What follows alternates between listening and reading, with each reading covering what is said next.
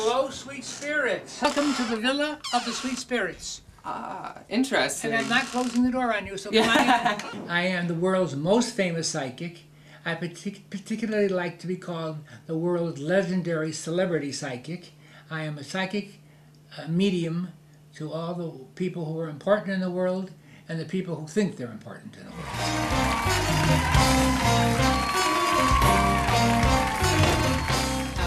In this room have sat probably the most famous people in the world when they came for their private readings. A psychic alone, a person who's a psychic, has the ability to tell you about your past and your future.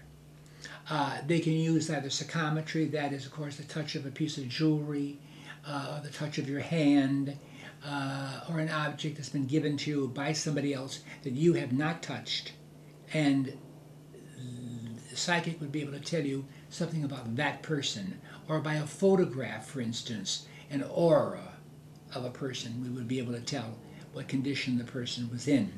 Now a medium, which I am, a psychic medium, a medium is much more advanced, really, than a psychic, because we talk to those who've passed away.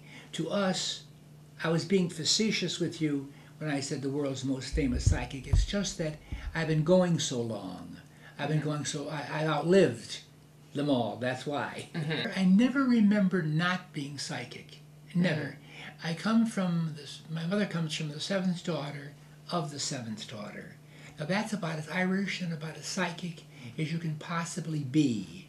And it was just handed down.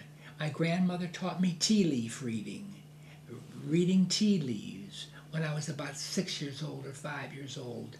And my mother taught me the psychometry, which I told you about. She introduced me to a lot of people, and and my mother knew a lot of people, and May, of course, introduced me to a lot of people interested in our work. So I started giving readings to them, readings here, readings there, and I started. Then came television, and I did my own talk show, number one. I think I did that first talk show in 1958 at KTTV. I lasted longer than the station. The station isn't still there, is it? Built over 200 years ago to tell you a story of extreme paranormal activity. I see some difficulty in your left eye is weaker than your right eye, and it's improving. Can't you see better now in your left eye? Right? Yes. The first lady of the American theater was Katharine Cornell. She was really the first lady of the American theater, and she was a neighbor of mine next door. So that was the first great star that I had met. And I think Mae West. And through Mae West, I met, of course, them all. I never had complications. I went out and searched. I went out and searched to make it a success. I had to make it a success.